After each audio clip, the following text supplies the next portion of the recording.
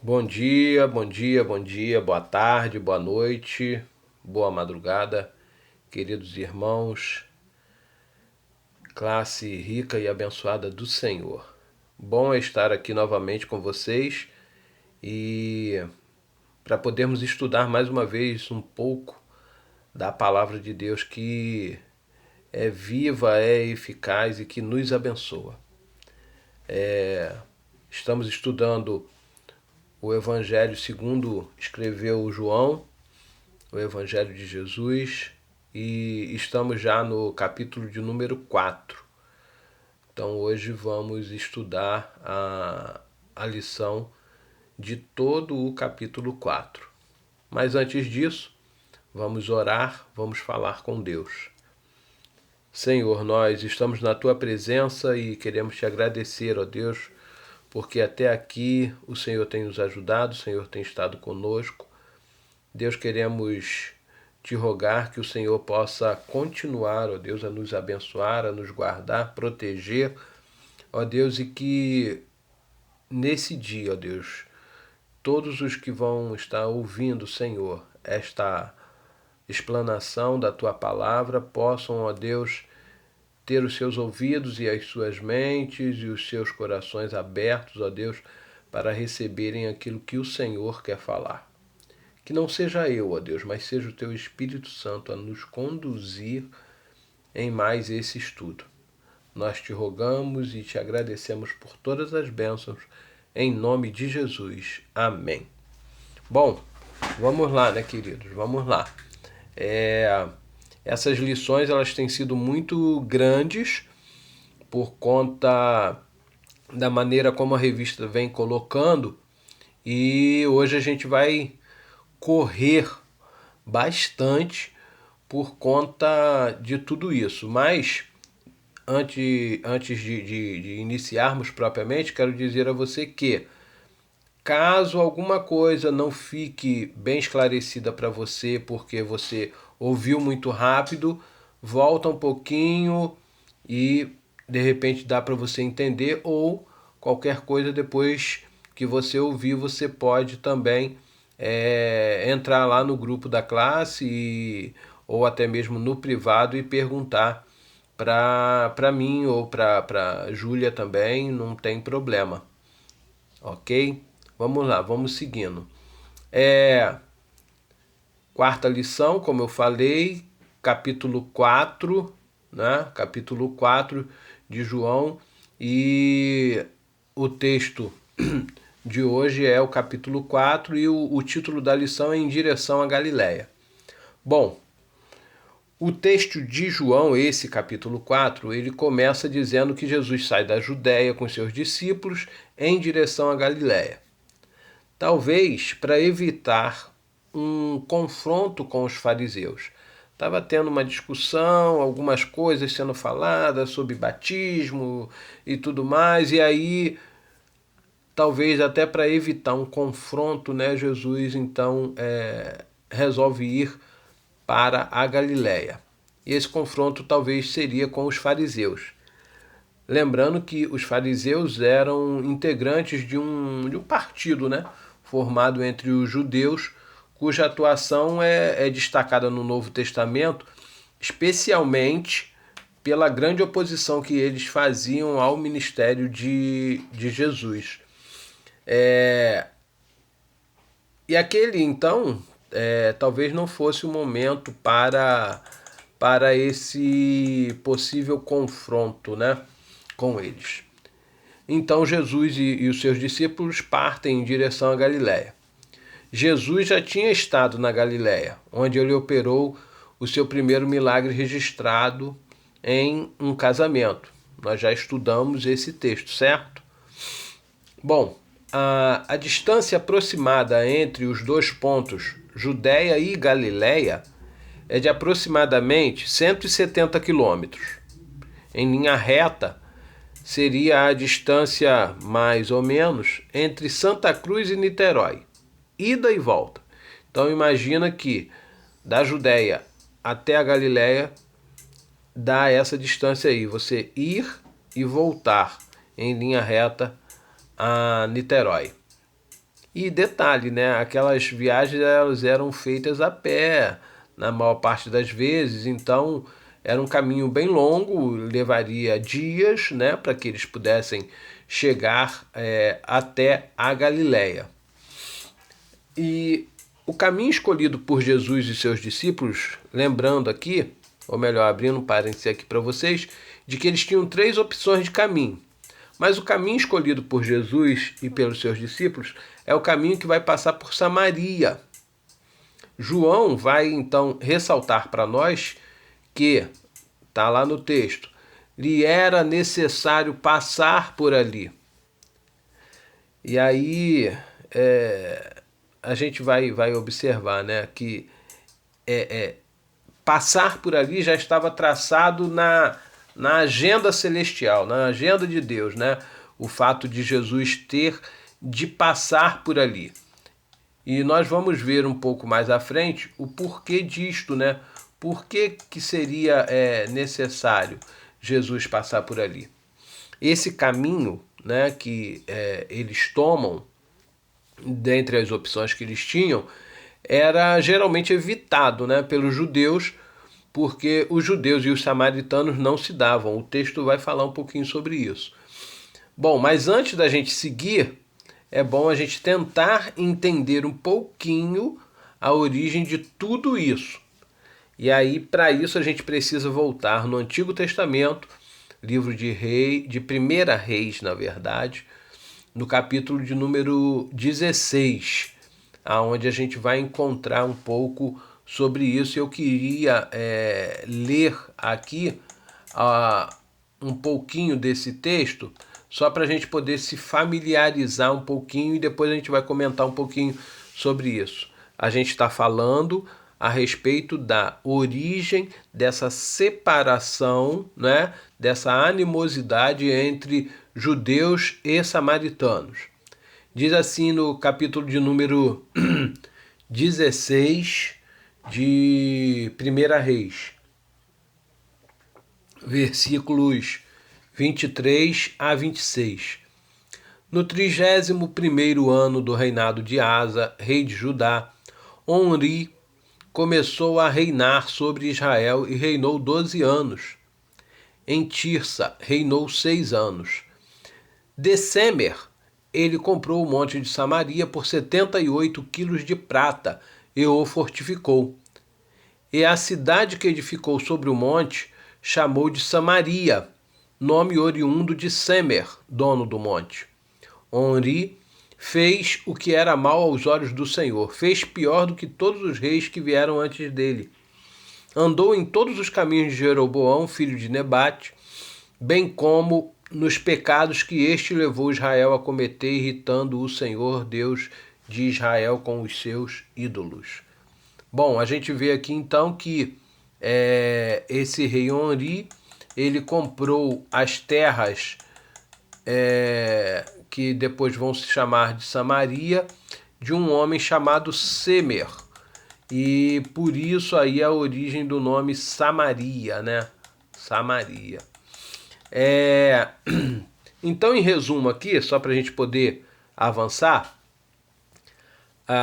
após a morte de Salomão, o reino de Israel, que até então era um reino único, vai ser dividido entre Reino do Norte e Reino do Sul.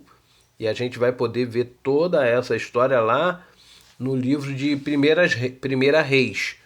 Né? Se você depois quiser dar uma olhada, a gente já estudou, não me lembro quando exatamente, mas a gente já estudou a história do povo de Israel e é muito interessante isso, né? Por que houve essa divisão, quais foram as consequências dessa divisão, enfim, a gente consegue encontrar tudo isso lá em 1 Reis. Mas, voltando aqui, o que eu já tinha dito, eu vou repetir, após a morte de Salomão, o reino de Israel foi dividido entre Reino do Norte e Reino do Sul. Samaria, conforme o texto de 1 Reis 16, eram terras que foram compradas de um homem chamado Semer, daí o nome de Samaria, pelo rei Onri, ou Onri, do Reino do Norte, que fez de Samaria a capital então do Reino do Norte. Lembra de Acabe, marido de Jezabel?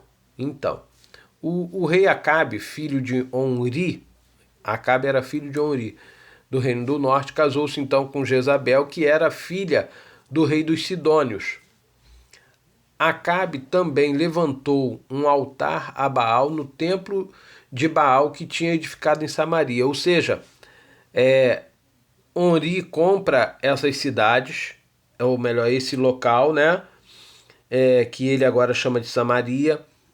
E aí, nesse tempo, o que acontecia? Todas as pessoas, tanto do Reino do Sul quanto do Reino do Norte, iam fazer as suas adorações e as suas ofertas, né, e tudo mais, sempre em Jerusalém. Jerusalém ficava no Reino do Sul, não é? Jerusalém ficava no Reino do Sul. E aí, para evitar que as pessoas fossem, então, até o Reino do Sul e pudessem ser, então, influenciadas pelas pessoas do Reino do Sul a se voltarem para Deus, a buscarem a Deus e saberem que Deus queria ser adorado em espírito e em verdade, mas queria ser adorado não com divisão, ele não queria ser dividido, né? Não queria ter a sua adoração dividida com Baal ou com qualquer outro Deus. Então, pensando nisso, né, Acabe pega e levanta lá um altar a Baal, e depois tem um texto que vai falar para a gente sobre a questão de construção de 2 bezerros e tal. E aí as pessoas agora do Reino do Norte não iam mais até o Reino do Sul para adorarem a Deus, né? Elas poderiam, entre aspas, adorar a Deus em Samaria mesmo, no Reino do Norte. Bom, continuando, após a deportação, né, Samaria foi povoada por povos estrangeiros que se casaram com os israelitas que ali ainda ficaram, formando um povo racialmente misturado e com costumes e religiões diferentes. Existe então agora uma miscigenação, né? Existe agora uma miscigenação. E enquanto os judeus do antigo Reino do Sul se consideravam um povo puro, sem mistura racial ou religiosa, o povo do norte, não cuja capital agora era Samaria, se misturou com outros povos, né? Tanto que Acabe, por exemplo, vai se casar com Jezabel, que é filha do rei dos Sidônios, que é um outro povo. E Deus já tinha dito que não era para que os judeus se misturassem, né, com outras pessoas, não casassem com pessoas de outros lugares. Então, entre outras coisas, a gente pode até mesmo dizer que esse é o pano de fundo para essa animosidade, essa separação entre judeus e samaritanos. Judeus e samaritanos não se dão, ou melhor, não se davam, né? Judeus e samaritanos não se falavam, enfim. E agora a gente volta, então, depois de ter visto isso, né, a origem de todo esse problema, de toda essa situação, a gente volta então ao texto de João, lá no capítulo de número 4, versos 4, 5 e 6. Diz assim: E era-lhe necessário passar pela região de Samaria. Assim, Jesus chegou a uma cidade samaritana chamada Sicar, perto das terras que Jacó tinha comprado, tinha dado a seu filho José. Bom, a gente está voltando então no texto, e aí só para lembrar que Jesus saiu com os seus discípulos da Judéia e está indo então agora em direção à Galiléia, mas ele passa por um lugar que era uma terra dos samaritanos, onde tinham samaritanos, e era uma cidade chamada Sicar. E aí, como nós já lemos, né, era necessário Jesus passar por ali. E aí a gente pode dizer que esse caminho, essa viagem, já estava nos planos do Mestre, essa rota, podemos dizer que foi traçada no céu. Eu acho que eu já falei isso lá atrás, né? E Jesus, ele é assim, né? Ele está o tempo todo criando oportunidades para que pessoas possam ser salvas, para que pessoas possam ser transformadas, para que pessoas possam ter uma nova vida. E ele poderia sim ter escolhido uma outra rota, mas, como já disse, essa rota, esse caminho já tinha sido traçado no céu e era necessário Jesus passar por ali. O local para essa passagem é o chamado Poço de Jacó, um dos patriarcas do povo de Israel, que tanto os judeus como os samaritanos, que também têm a sua origem no povo judeu, conheciam muito bem. E então nós podemos dizer que João sai, por exemplo, do capítulo 3, né, que a gente até já estudou, mas eu quero voltar um pouquinho para poder fazer algumas observações aqui. João sai então do capítulo 3, que a gente já leu, que a gente já estudou, e faz uma transição para o capítulo 4, onde nós temos alguns pontos, né, importantes a serem vistos. João, por exemplo, narra no início do capítulo 3 o encontro e o diálogo de Jesus com Nicodemos. E agora ele inicia o capítulo 4 e traz o encontro e o diálogo de Jesus com a chamada mulher samaritana. E aí a gente vai encontrar aqui algumas relações, né, entre esses dois personagens desses dois textos. Nicodemos, ele era um homem culto, um judeu, mestre em Jerusalém, respeitado, mas que no fundo não entendia nada sobre mudança de vida ou sobre a mudança de vida que só Jesus podia lhe dar. Ele foi a Jesus à noite, né?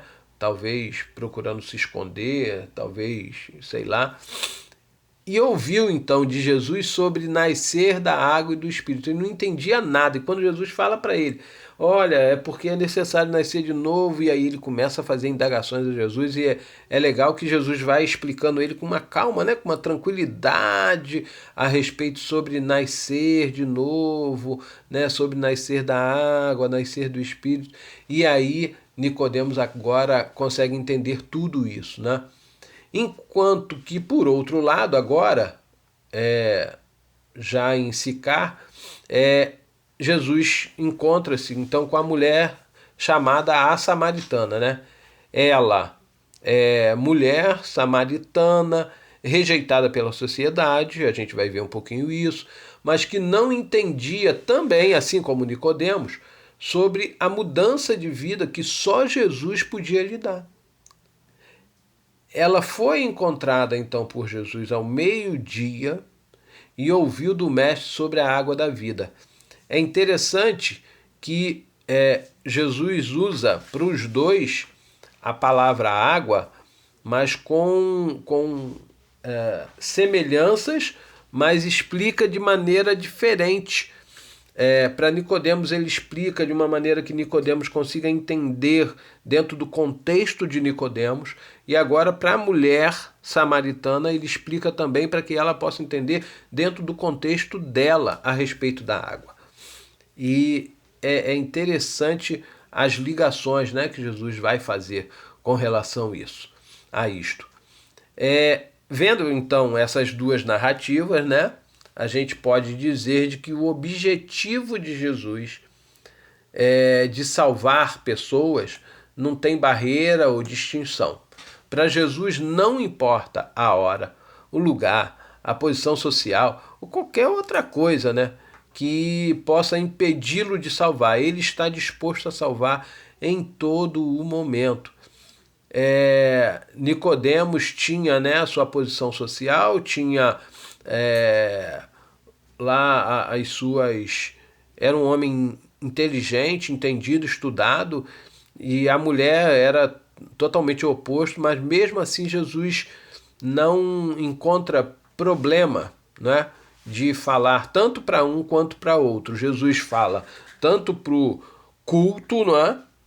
Assim como ele fala tanto também para aquele que talvez não tenha tanta cultura, tanto conhecimento. Mas o importante é o que João já falou para a gente também lá no capítulo 3, versículo 16, que é: porque Deus amou ao mundo, ou seja, a todos, né? Deus amou o mundo para que todo aquele que nele crê, independente da sua posição social ou de qualquer outra coisa, não pereça, mas tenha o que? A vida eterna. Por isso, então, Jesus quer salvar, quer transformar a todos. Bom, vamos seguir aí, vamos voltar.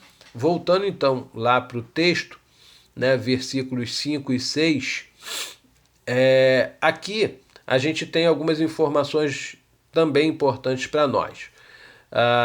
Como já falei, a cidade onde fica o poço é chamada de Sicar. E Sicar significa cidade dos bêbados. Olha que nome, hein? E Jesus manda os seus discípulos comprarem alimento então nessa cidade. Imagina, se os judeus evitavam passar por aquele lugar, que dirá comprar comida, né, naquele lugar. Isso talvez fosse, sei lá, inaceitável, pois eles consideravam os samaritanos, né, entre aspas, aí, impuros. E ainda, o que eles podem encontrar numa cidade cujo nome tem esse significado? Cidade dos bêbados, não é? Não dá nem para a gente imaginar.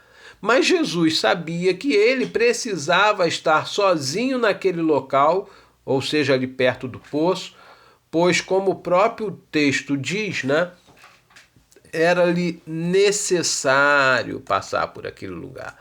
E Jesus sabia que ali ele tinha algo a fazer e que não que os discípulos iriam atrapalhá-lo, né? Porque eles não iriam atrapalhá-lo, porque nada pode impedir a ação de Jesus, nem ninguém.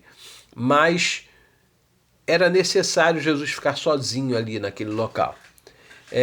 Este local e o próprio poço traz uma ligação com o povo escolhido por Deus no passado, né? O povo de Israel, e que é uma referência aí tanto para judeus como para samaritanos. E essa ligação, inclusive, vai ser muito importante, né, no diálogo entre Jesus e a própria mulher samaritana. E aí a gente pode pensar um pouco o seguinte: Jesus ele era 100% Deus, mas ele era também 100% humano. As duas coisas ao mesmo tempo. E aqui, como em muitas outras narrativas, na verdade, ele vai usar as duas naturezas, né? O texto vai dizer para nós que Jesus, cansado da viagem, Jesus se senta junto ao poço, ao meio-dia. Então, vamos parar aqui e abrir um parênteses para a gente poder pensar direitinho. Natureza humana de Jesus, ó. Cansado da viagem, isso é natureza humana, né? Sentou-se junto ao poço, natureza humana. O sol quente à beça, né? O sol do meio-dia, natureza humana. Ele está sentindo calor, está sentindo, né, tudo aquilo. E ele pede água. Se pede água é porque está com sede, né? E a sede também faz parte da natureza humana. Ele poderia, na verdade, né, usando a sua natureza 100% de sendo Deus, ele poderia ali realizar um milagre e saciar a sua sede e o seu cansaço, não é? Jesus poderia fazer com que a água do poço viesse até as suas mãos e ele pudesse beber. Ele poderia fazer surgir um balde que iria vir e saciar a sua sede. Ele poderia, se aquele poço por acaso estivesse vazio, Jesus poderia tirar a água daquele poço mesmo vazio, ou ele poderia inclusive fazer nascer uma fonte ali no meio daquele lugar, né, sem nada. Mas Jesus ele precisa de fazer algo pela vida das pessoas, e aí por isso ele até então não vai usar a sua natureza de Deus, né? Ele vai usar a sua natureza humana. E aí, vamos lembrar de novo, né? Lá do verso 4, era necessário passar por ali. Tinha um plano de Deus para a salvação daquela mulher e que começou muito antes de Jesus sair para aquele caminho. E às vezes nós não entendemos os desígnios de Deus. Às vezes a gente fica questionando a Deus, não é? Poxa, mas por que isso? Por que aquilo? Por que daquilo outro? E tal, não é? Mas Deus, ele sabe de todas as coisas, muito, mas muito antes de nós. Eu acho muito bonito, gosto muito mesmo do Salmo 139, quando nos coloca no nosso lugar, não é? Em relação a Deus. E lá no verso 2 até o verso 4 do capítulo 139 de Salmos diz assim, ó: Tu sabes o meu assentar e o meu levantar. De longe entendes o meu pensamento. Cercas o meu andar e o meu deitar, e conhece todos os meus caminhos. Não havendo ainda palavra alguma na minha língua, eis que logo, ó Senhor, tudo conheces. Deus conhece todas as coisas. Ele sabe de todas as coisas. Antes mesmo da palavra chegar à nossa boca, ele já sabe. Então, Jesus já sabia que tudo aquilo ali seria posto, né? Para que ele pudesse realizar ali muitos milagres, milagres de salvação. E às vezes a gente realmente não entende, né? Como as coisas podem acontecer, mas Deus tem em tudo um propósito. Mas vamos lá, vamos seguindo, vamos adiante. Diz assim, então, lá a partir do verso 7, a gente vai encontrar, então, deixa eu ver aqui. A partir do verso 7 a gente vai, então, ver Jesus começar um diálogo com essa chamada mulher samaritana, né? Ele vai começar, então, um diálogo com ela. Nesse diálogo, Jesus, então, depois desse diálogo, na verdade, né? A vida daquela mulher, não só dela, né, mas de muitos outros samaritanos vai ser mudada, né? Vai ser mudada. Bom, vamos ver então o que diz o texto para nós. Diz assim: Nisso veio uma mulher samaritana tirar água. Jesus lhe disse: Dê-me um pouco de água, pois os seus discípulos tinham ido à cidade comprar alimentos. Lembra do que a gente falou agora há pouco? Então a mulher samaritana perguntou a Jesus: Como sendo o Senhor um judeu, pede água a mim, que sou mulher samaritana? Ela disse isso porque os judeus não se dão com os samaritanos, e a gente já viu, na verdade, um pouquinho o porquê dos samaritanos não se darem, então, com os judeus, certo? Jesus respondeu: Se você conhecesse o dom e quem é que está lhe pedindo água para beber, você pediria e ele lhe daria água viva. Ao que a mulher respondeu: O Senhor não tem balde, o poço é fundo, de onde vai conseguir essa água viva? Vamos parar por aqui por enquanto. Vamos parar aqui por enquanto, deixa eu só me acertar aqui. Bom,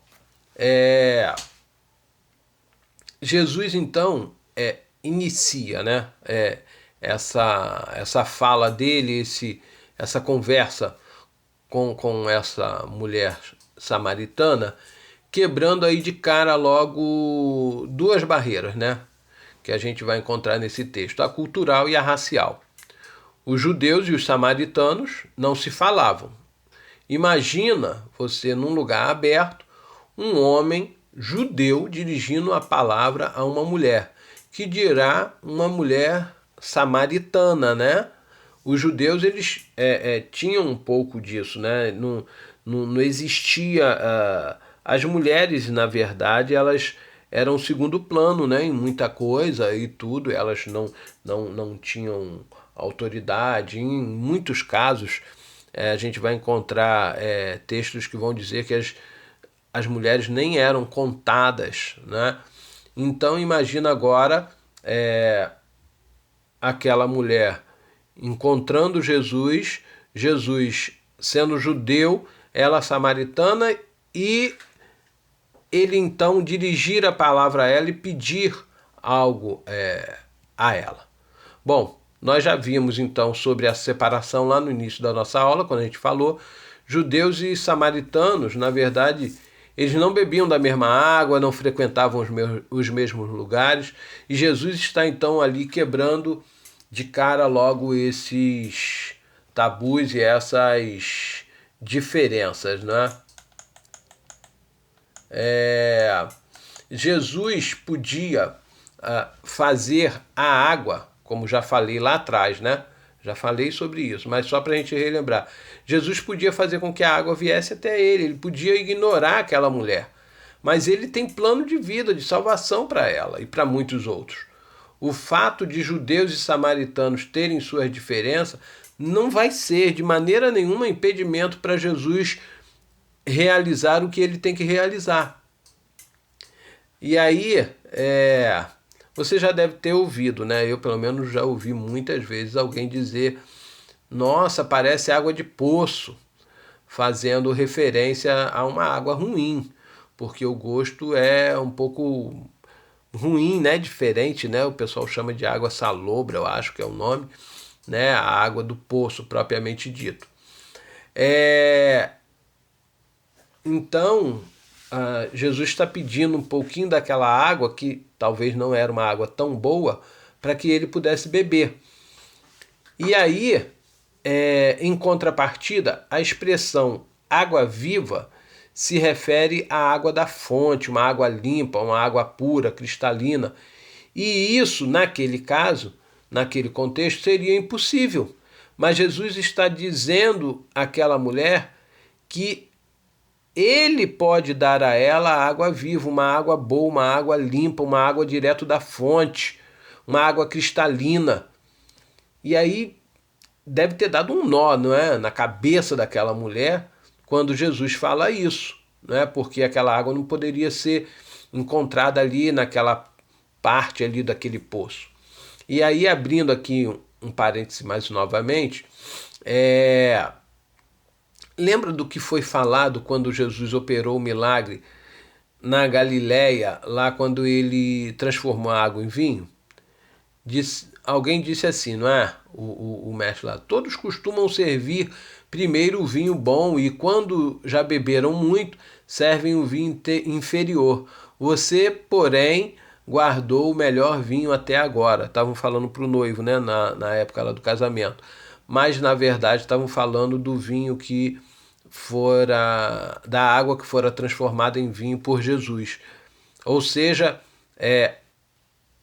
o que Jesus fez lá em Caná da Galileia, transformando a água em vinho, é mais ou menos o que ele está falando para essa mulher aqui agora. O que eu tenho é muito melhor. A água viva que eu tenho é algo melhor.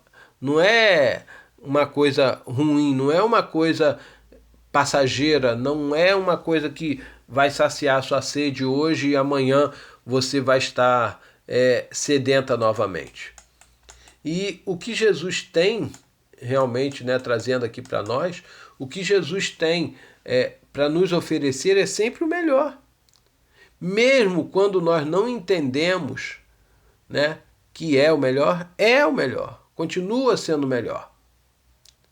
Continua sendo. E é isso até que Jesus declara, né?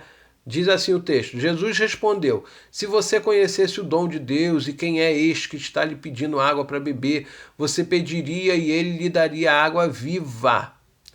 Ao que a mulher lhe respondeu: Senhor, não tem balde e o poço é fundo. De onde vai conseguir essa água? Por acaso o Senhor é maior do que Jacó, nosso pai, que nos deu o poço do qual ele mesmo bebeu, assim como os seus filhos e o seu gado? Aquela mulher, na verdade, né, devido à origem do povo samaritano, está baseada no povo de Israel, no povo judeu, aquela mulher então conhecia a história do povo, né, de Israel. Conhecia a história de Abraão, de Isaac, de Jacó, conhecia a história de José, conhecia a história dos patriarcas, conhecia a história toda que vinha desde lá de trás. E também ela conhecia, obviamente, da promessa da vinda do Messias. Ela conhecia, ela sabia sobre isso. E é interessante que quando a gente chega então nos versos 13, 14 e 15, as palavras de Jesus começam a surtir efeito, ao ponto da mulher agora demonstrar o desejo de saciar a sua sede espiritual. Olha só como o texto vai nos dizer. Jesus respondeu: quem beber desta água, ou seja, da água do poço, voltará a ter sede. Mas aquele que beber da água que eu lhe der, nunca mais terá sede. Pelo contrário, a água que eu lhe der será nele uma fonte a jorrar para a vida eterna. É interessante quando a gente começa a olhar isso aqui, e aí a gente vê Jesus falar que quem bebe da água do poço volta a ter sede, mas quem bebe da água viva que ele lhe dá nunca mais terá vida.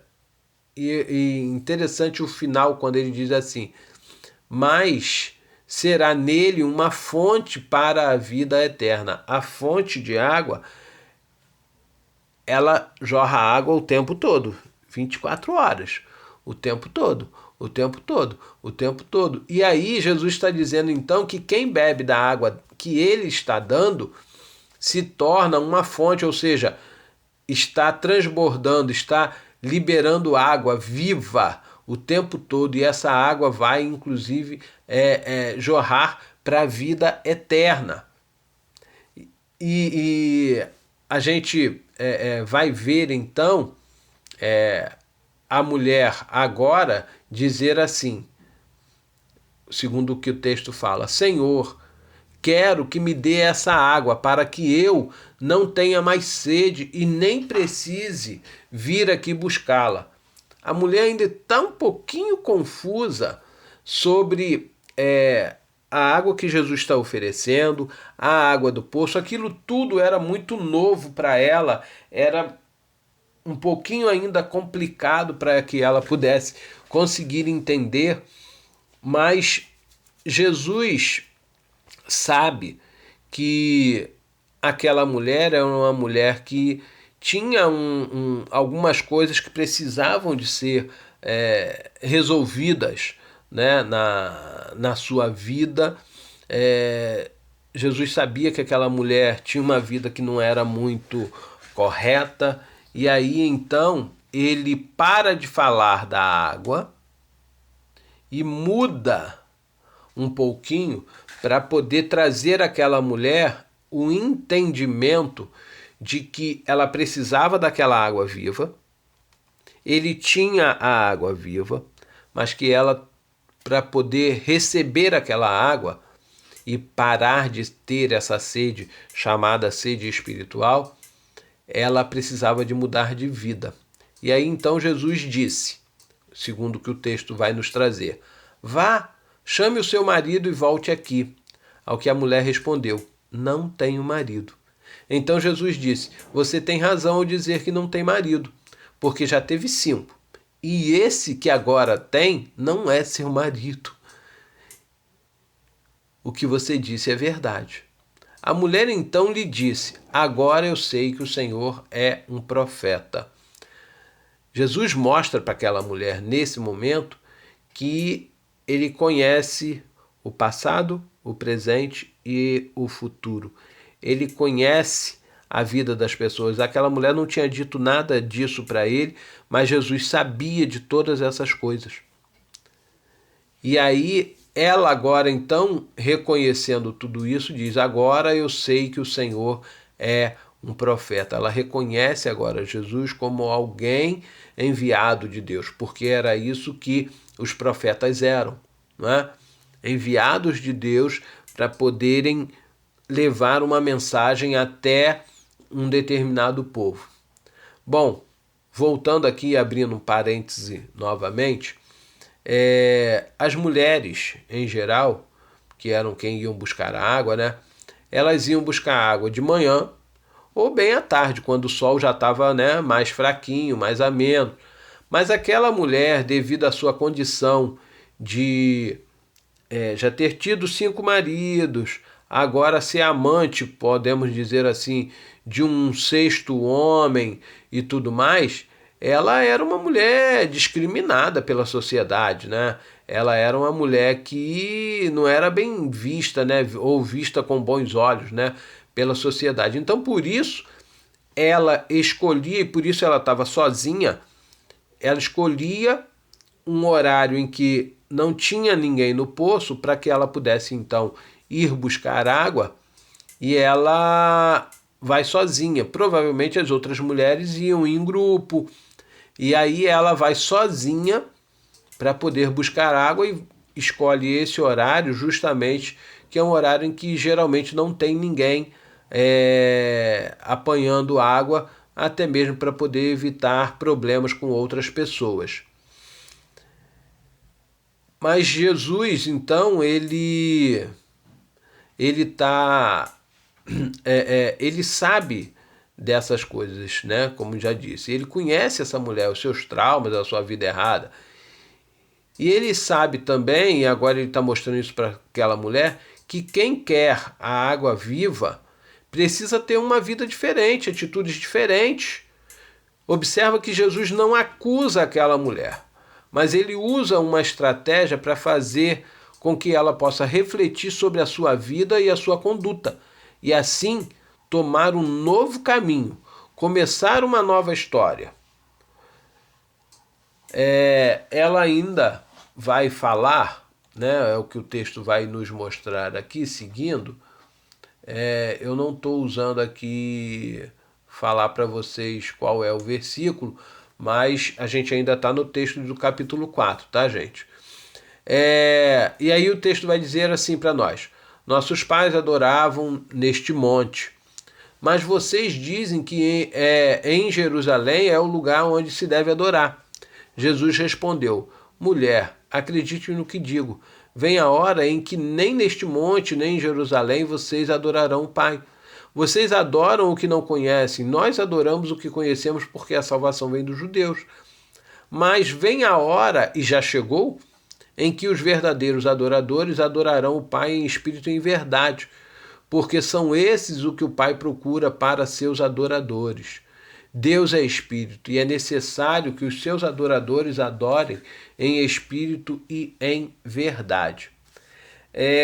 Aquela mulher, ela conhecia a história da divisão entre os judeus e os samaritanos. Ela sabia, porque aquilo que ela aprendeu, né, ali junto dos samaritanos, para ela, até então, era o certo, né? Mas Jesus diz a ela que eles adoram um Deus desconhecido, né? E que eles adoram de maneira errada, né? Porque os samaritanos deixaram de adorar a Deus e começaram então a adorar a Baal por conta da influência, né, daqueles outros povos com quem eles se misturaram. Mas Jesus não está preocupado exatamente com isso, né? Não é isso. Jesus diz que já chegou a hora da verdadeira adoração e que a adoração a Deus, né, deve ser em espírito e em verdade. Deve ser em espírito e em verdade. E aí aquela mulher, ainda seguindo o que ela tem de conhecimento do povo de Israel, o texto vai dizer assim, ó: a mulher respondeu: eu sei que virá o Messias, chamado Cristo. Quando ele vier, nos anunciará todas as coisas. Porque lembra que Jesus falou que já tinha chegado o tempo? Então Jesus disse, ele agora diz a ela, né? Eu sou o Messias. Eu que estou falando com você. Jesus, então, agora ele se revela, né? Àquela mulher como o Messias prometido, o Salvador do mundo. Eu acredito que nessa hora aquela mulher deve ter tido um sentimento, né? Assim, uma emoção que ela nunca experimentara na vida, né? Ela estava ali conversando e aprendendo com o próprio Jesus, o Messias prometido. E isso é algo assim que marca, né? Porque quando nós temos um encontro pessoal com Jesus, realmente a emoção aflora, né? A gente fica, né, de uma maneira, né, e eu fico imaginando aqui como é que aquela mulher ficou, né, naquele momento quando Jesus vem e diz a ela que ele é o Messias prometido, né? E aí o texto vai seguindo e vai dizer para a gente o seguinte: eu estou correndo, gente, mas não tem jeito. Naquele momento chegaram os discípulos de Jesus e se admiraram ao vê-lo falando com uma mulher. Mas nenhum deles perguntou: o que você está querendo? Ou por que o Senhor está falando com ela? Quanto à mulher, deixou seu cântaro, foi à cidade e disse ao povo: venham comigo e vejam um homem que me disse tudo o que eu já fiz. Não seria ele, por acaso, o Cristo? Ela agora está jogando a pergunta para aqueles que estão ouvindo ela, né? Ela não afirma que ele é Jesus, mas ela dá características, dá sinais a eles de que aquele seria Jesus. Bom, vamos voltar um pouquinho. Apesar de os discípulos não terem dito nada, Jesus sabia que eles se admiraram de vê-lo conversando com a mulher samaritana. Eles, na verdade, ainda não tinham entendido que mais importante que as barreiras, né, que possam ser sociais, religiosas, independente de qualquer que seja, são as vidas das pessoas a serem salvas que são importantes, né, que são valiosas para Jesus. E é importante notar que o texto, interessante, é muito interessante isso, notar que o texto não mostra em momento nenhum Jesus bebendo a água ou a mulher tirando a água do poço. Ou seja, essas duas coisas deixaram de ser prioridades tanto para Jesus quanto para a mulher. O que era mais importante ali para Jesus era matar a sede espiritual daquela mulher. E agora, o que se tornou mais importante para aquela mulher não era mais também pegar a água, mas levar aquela mensagem da água viva, da água da vida, para aqueles que moravam também naquela cidade. E é isso que ela faz, né, quando ela vai lá anunciar Jesus. E aí o texto continua dizendo para nós o seguinte: então saíram da cidade, foram até onde Jesus estava.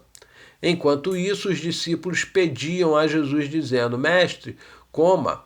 Mas ele lhe disse: tenho para comer uma comida que vocês não conhecem. Então os discípulos começaram a dizer entre si: será que alguém lhes trouxe algo para comer? E aí Jesus diz: a minha comida consiste em fazer a vontade daquele que me enviou a realizar a sua obra. Deixa eu parar aqui um pouquinho. Bom, os discípulos estavam preocupados, não é? Preocupados com o alimento material, enquanto Jesus estava buscando matar a fome e a sede espiritual das pessoas, quaisquer que fossem elas, que viessem a ele ou que ele tivesse oportunidade, né? Existia um tempo para que aquilo pudesse acontecer e Jesus sabe que não podia perder tempo e que ele tinha que aproveitar todas as oportunidades para poder falar a todas as pessoas que ele encontrasse a respeito da salvação. Jesus sabia que a necessidade espiritual ela era mais urgente, até mesmo, né, do que esse alimento material. Nessa parte do texto também, como já falei, a gente vê a mulher mudar as suas prioridades e agora não é mais importante, né, pegar água no poço e sim mostrar Jesus, a água viva, às outras pessoas. Por isso ela deixa ali mesmo o seu cântaro e vai à cidade. Na verdade, a sede espiritual daquela mulher foi saciada e ela agora sabe que precisa, né, mudar de vida, mudar de atitudes, porque ela já ouviu do próprio Jesus um pouco disso. E ela também sabe o quanto muitos outros precisam encontrar Jesus e ouvir então a respeito da salvação. Por isso, ela sai e vai começar a falar àqueles homens. Aquela mulher, na verdade, ela foi transformada e foi canal para transformação e salvação de muitos da sua cidade. Apesar de ser rejeitada e discriminada por muitos, ela agora quer que eles tenham a mesma experiência que ela teve com o Messias, o Salvador, o Cristo, o Filho de Deus encarnado. E aí, como pode, então, uma mulher como aquela, agora, né, que ela que era rejeitada e discriminada, agora ser ouvida e dar testemunho de transformação de vida? Aquelas pessoas agora veem naquela mulher uma verdade. Agora, o testemunho daquela mulher é um testemunho de alguém que realmente foi transformado, de alguém que agora carrega um brilho diferente e que pode trazer para eles a ideia real da salvação, né? As palavras daquela mulher agora soam realmente como verdade. E a partir de um certo ponto, né, o texto vai falar isso para a gente, que agora eles não creem só pelo testemunho da mulher, mas pelo que eles estão vendo e ouvindo do próprio Mestre, né, do próprio Jesus, quando eles vão ao encontro dele. E Jesus, ele é assim, né? Ele sabe onde estão os que precisam de salvação, ele quebra as barreiras, não importa quais sejam elas, para salvar vidas. E aí, só para a gente poder refletir um pouquinho aqui e pensar, você e eu, nós temos falado de Cristo a outros? Temos testemunhado dele até para os nossos, vamos chamar aí, possíveis inimigos? Nós temos nos arrependido dos nossos erros e dos nossos pecados? Sim, porque se nós não estamos falando de Cristo aos outros, talvez seja porque nós não tivemos ainda uma experiência real com ele. Ou porque estamos preguiçosos. Ou porque não acreditamos realmente como dizemos que acreditamos. E se nós estamos a testemunhar, a gente não pode ter barreira. Não, eu vou falar de Jesus para fulano e ciclano porque são meus amigos. Aqueles outros lá que não são meus amigos, que não falam comigo, que me discriminam, que reclamam, que fazem e acontecem, para eles eu não vou falar de Jesus. Não podemos agir assim. E precisamos também refletir um pouco sobre aquilo que temos feito, sobre os nossos erros, sobre os nossos pecados, e nos arrependermos e pedirmos a Deus perdão e seguirmos a vida, mas só que a vida de uma maneira diferente. E foi isso que Jesus fez na vida daquela mulher.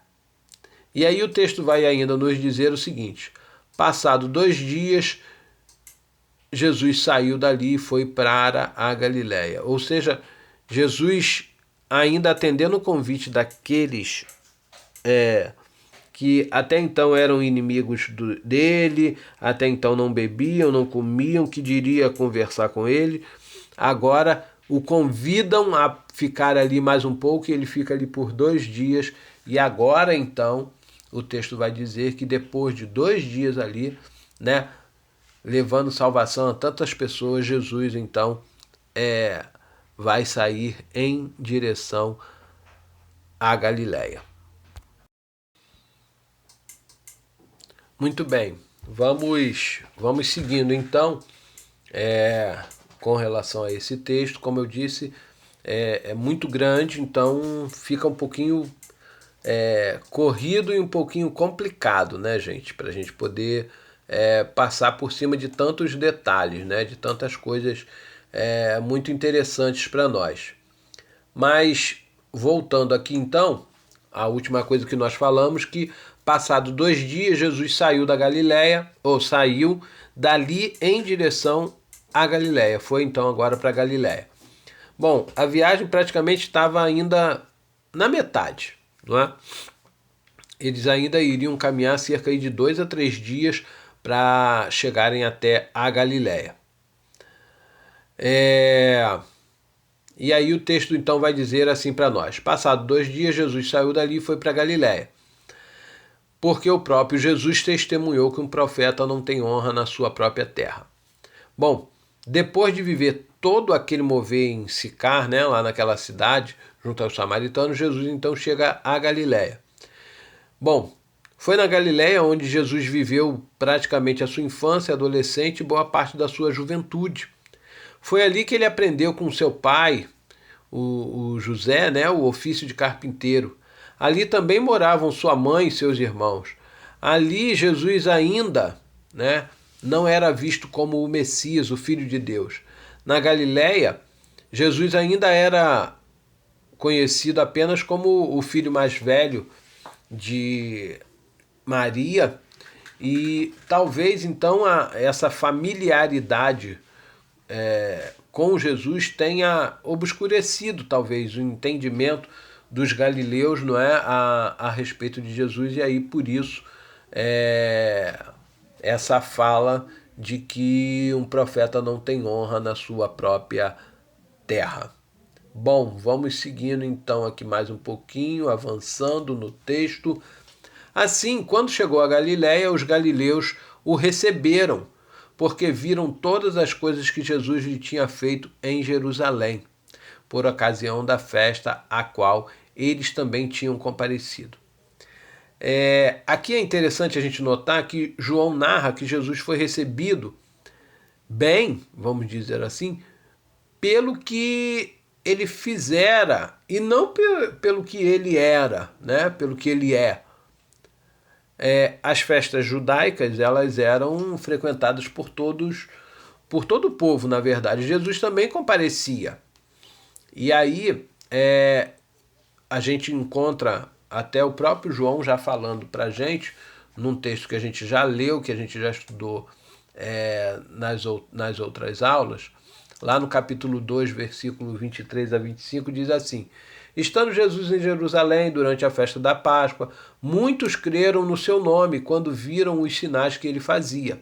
Mas o próprio Jesus não confiava neles, porque conhecia a todos, e não precisava que alguém lhe desse testemunho a respeito das pessoas, porque ele mesmo sabia o que era a natureza humana. Ou seja, as pessoas iam a Jesus apenas em busca, não totalmente, né, mas assim, uma boa parte deles iam em busca daquilo que Jesus podia fazer, né? E aí provavelmente essa recepção que ele tem agora talvez não seja por uma fé genuína, mas uma fé passageira, que só existe quando se vê milagres, prodígios acontecendo, milagres sendo operados, enfim. E a gente sabe de que a nossa fé ela tem que ser uma fé genuína, independente de vermos coisas que nos agradam sendo realizadas pelo Mestre ou não. Ainda hoje a gente encontra muitas pessoas que se voltam para Deus ou só buscam a Deus em busca de milagres, de mudança de situações da sua própria vida, né? De coisas que eles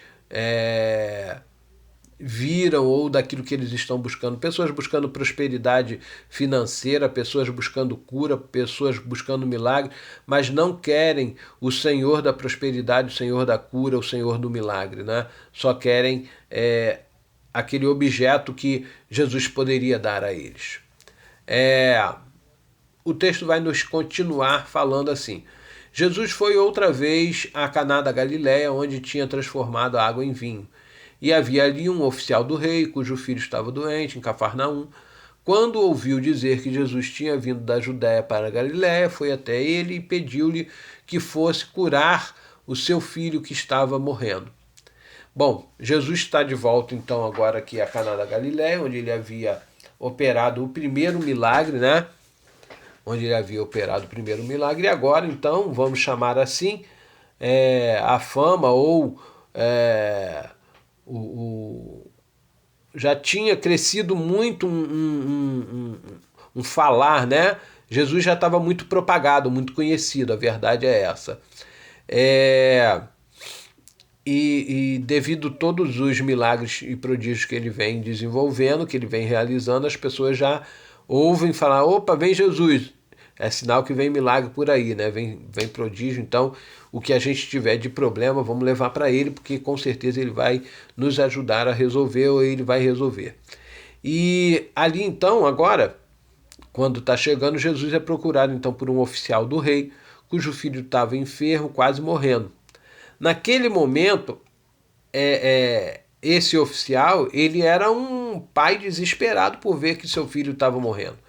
E não era aqui, nesse ponto aqui, o oficial do rei, porque como um oficial do rei, ele poderia dizer, Senhor, eu ordeno que o Senhor vá comigo até a minha casa, para que possa curar o meu filho. Não, aquele homem não estava ali como um oficial do rei, mas como um pai, que estava desesperado por ver o seu filho morrendo. E aí a sua posição social, o seu dinheiro, o seu cargo, nada disso importava naquele momento de angústia e aflição. Só a cura do seu filho. Aquele homem enxerga nesse momento em Jesus talvez um curandeiro e não o Salvador. Mas Jesus sabe disso também. Jesus sabe do seu coração. Mas Jesus, ele não opera o milagre apenas na vida daqueles que o veem como Salvador. Ele opera um milagre também na vida de outros, porque ele sabe que esses outros, através desse milagre, eles vão entender quanto mais profundo é tudo isto, né? Quanto mais profundo é tudo isto. Diz assim o texto, então Jesus lhe disse, se vocês não virem sinais e prodígios, de modo nenhum crerão.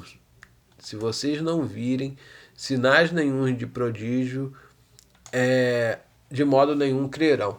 Jesus sabia então que muitos que os seguiam estavam em busca de sinais e prodígios e que só criam quando testemunhavam isso, né? Só quando viam tudo isso acontecendo. O oficial, né, ele queria que Jesus fosse com ele até a sua casa, né, saísse dali de Caná e fosse até Cafarnaum, aonde o menino estava. Ele queria que Jesus fosse com ele até lá, para que Jesus pudesse operar o milagre. Para aquele homem, o milagre, até então, ele só poderia ser realizado se Jesus estivesse muito próximo do menino. E não havia tempo para ele ir em casa, buscar o menino e trazê-lo até Jesus. Então, ele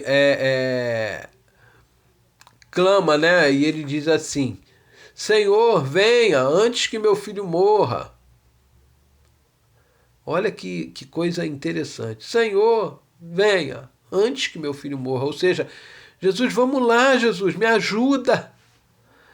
Eu estou aflito, eu estou com essa dificuldade, eu preciso que o Senhor vá até lá.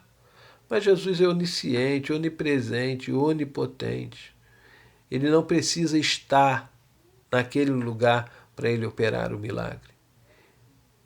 Mais uma vez aqui a gente vê que Jesus ele transpõe qualquer que seja a barreira. E aqui no caso a barreira é a distância, não é? É a distância. E aí Jesus então respondeu, vá, o seu filho vai viver. O homem creu na palavra de Jesus e partiu. Jesus, na verdade, sabia que muitos que o seguiam estavam ali seguindo a ele porque queriam ver, né, os milagres acontecendo, as coisas acontecendo. E agora Jesus opera um milagre, então, à distância. Jesus, naquele momento, também não diz para aquele homem que ele precisa fazer uma campanha, uma corrente, ou qualquer outra coisa, não precisa lhe dar nada para passar ou usar no seu filho. Mas Jesus usa o poder da sua palavra. Ele diz, vá, o seu filho vai viver. Isso foi suficiente para que aquele homem saísse, então, em direção à sua casa novamente. E eu entendo que aquele homem, então, creu que essa palavra de Jesus era o que iria curar realmente seu filho. E aí eu queria perguntar para você, quantos ainda hoje não conhecem esse poder da palavra de Jesus, da palavra de Deus, e vivem, né, em busca de verem sinais, de verem coisas acontecendo, porque se não for assim do sobrenatural, não adianta, porque não sei o que, né, como muitos daquela época de Jesus. E aí o texto vai dizer, quando já estava no caminho, os servos vieram ao encontro dele, do oficial, e anunciando-lhes que o seu filho estava vivo. E aí ele, com aquela pulga atrás da orelha, né, perguntou então, a que horas o seu filho havia se sentido melhor? E aí informaram, ontem, a 1 hora da tarde, a febre o deixou. Aquele homem, então, com isso, né, que é o que o texto vai nos dizer, com isso, o pai reconheceu que aquela era precisamente a hora em que Jesus tinha dito a ele, o teu filho vai viver. Então ele e toda a sua casa creram, e este foi o segundo sinal que Jesus fez depois de ir da Judéia para a Galiléia. Bom,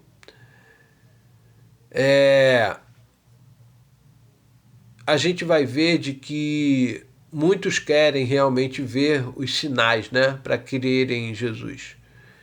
E só que para confirmar o poder da palavra de Jesus, o oficial agora encontra então os seus servos e a boa notícia sobre o seu filho.